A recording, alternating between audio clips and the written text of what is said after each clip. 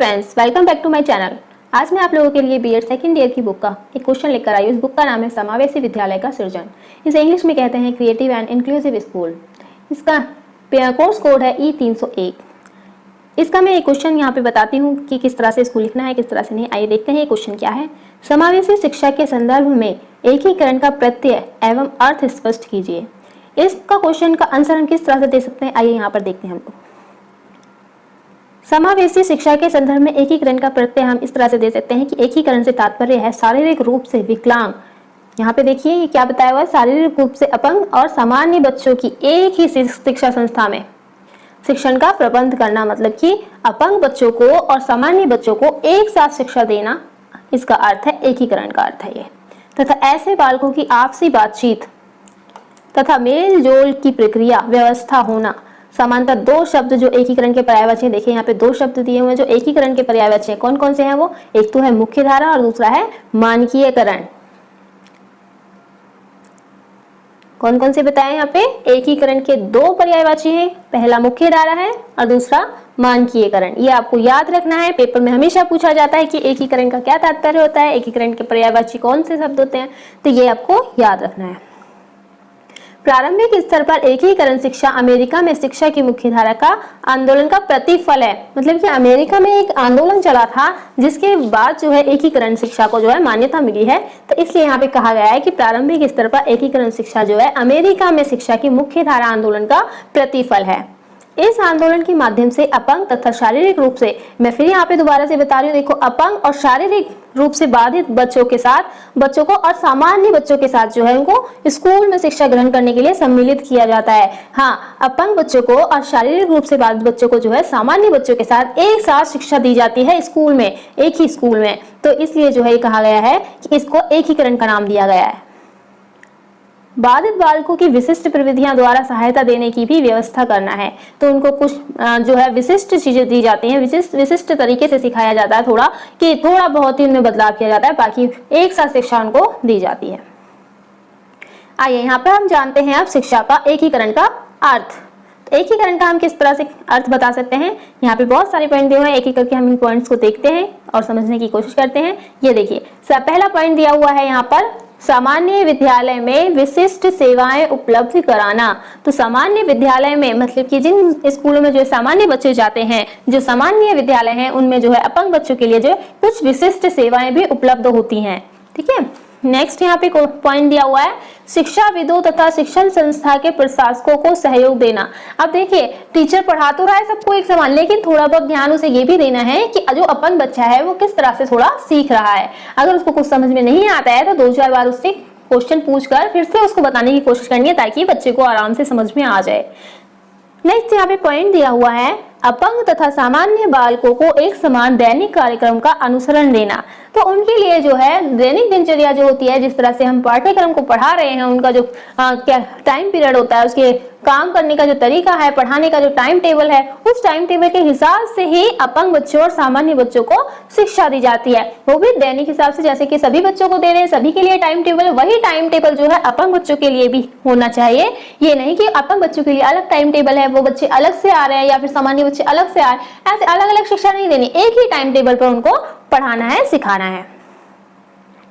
Next यहाँ पे point दिया हुआ है, बाधित छात्रों का शैक्षिक कक्षाओं तथा अन्य संभव कार्यक्रमों में सम्मिलित किया जाना, जैसे संगीत, कला, दूरगामी भ्रमण, अभ्यास तथा गोष्ठियां। तो देखिए, बाधित बच्चों के लिए भी जो है एक कार्यक्रम नियुक्त किए जाने चाहिए, जैसे सामान्य बच्चे उसमें हिस्सा लेते हैं, भाग लेते हैं, इसी तरह से जो है बाधित छात्रों को भी उसमें हिस्सा लेने के लिए वो प्रेरित करना चाहिए। तो वो भी इन चीजों में जो है अपना भाग दे सकते हैं, जैसे कि संगीत हो गया। अब जो बच्चा बोल सकता है, सही से सिर्फ दिखाई तो नहीं दे रहा है, हाथ पैरों से ही तो अपंग है, बोल तो सकता है ना, तो इस तरह से वो क्या संगीत में भाग ले सकता है, कला में भाग ले सकता है। और दूरगामी भ्रमण के लिए भी मतलब उसको घुमाने फिराने के लिए भी हम ले जा सकते हैं, अभ्यास कराने के लिए भी ले जा सकते हैं, गोष्ठियां भी कर सकते हैं, ठीक है, उनके साथ। नेक्स्ट यहाँ पे जो है पॉइंट दिया हुआ है, बाधित अपंग छात्रों को अन्य सामान्य छात्रों के साथ क्रीड़ा स्थल, पुस्तकालय तथा अन्य सुविधाओं को साथ साथ उपलब्ध कराने की व्यवस्था करना। तो यहाँ पे देखिए पुस्तकालय में जो है बच्चे जैसे टेबल पे बैठ जाते हैं बुक्स लेकर कि हमें ये बुक्स पढ़नी है, कोई भी बुक निकाल कर ले आते हैं, इसी तरह से जो है अपंग बच्चों के लिए भी सुविधाएं होनी चाहिए कि वो आराम से अपनी शिक्षा को पूरी कर सकें।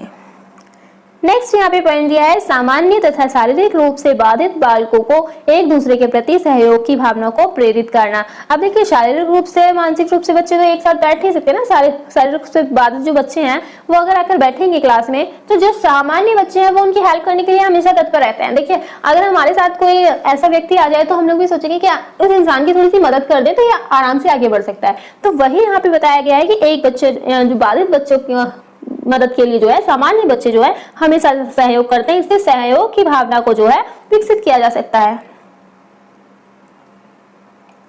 नेक्स्ट यहाँ पे पॉइंट दिया हुआ है, जब कभी भी उपयुक्त हो अपंग छात्रों की शिक्षा जन समुदाय के वातावरण में करने की व्यवस्था करना।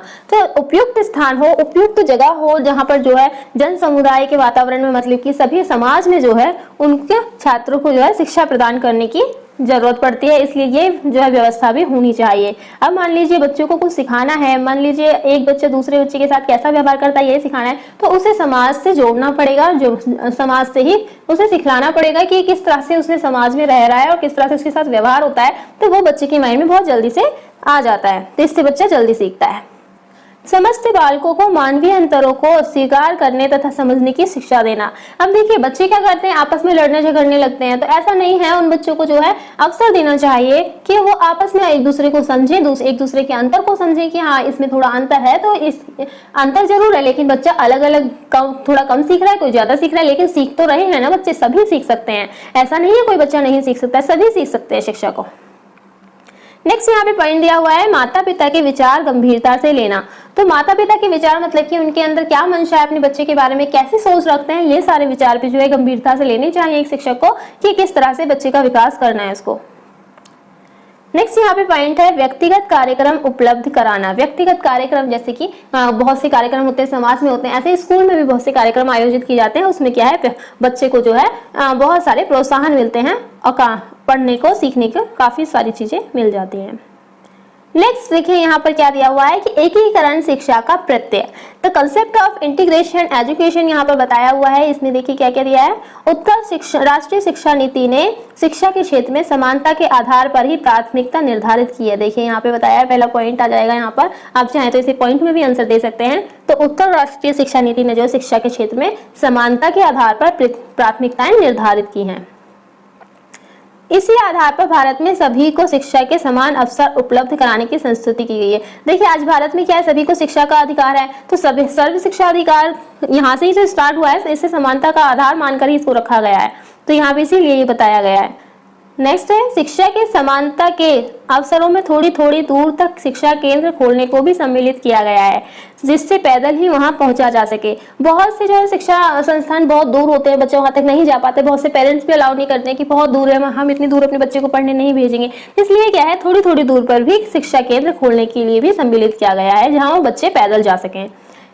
इसमें ऐसे आकर्षक साधन भी उपलब्ध कराना सम्मिलित है कि बालकों का शिक्षा संस्थान में जाना निरंतर बना रहे तथा कोई विद्यार्थी संस्था को ना छोड़े एवं शिक्षा के प्रति बालकों की रुचि बढ़ती रहे। तो देखिए ऐसे प्रावधान भी किए गए हैं कि बच्चे को शिक्षा देने के लिए जो है जोर ना देना पड़े, बच्चा खुद से सीखने की जो है काबिलियत रखे कि मैं खुद सीखना चाहता हूँ। इसके लिए क्या है, विद्यालय को बहुत ही आकर्षक बनाया गया है, जैसे कि बच्चे के लिए प्लेग्राउंड भी रखा गया है, बच्चे के लिए कुछ खेल खिलौने भी रखे गए हैं और उसको सिखाने के लिए कुछ अलग अलग नए नए तरीके के नई नई टेक्निक से सिखाया जाता है बच्चे को, जिससे कि उसको सीखने में बहुत ही रुचि हो।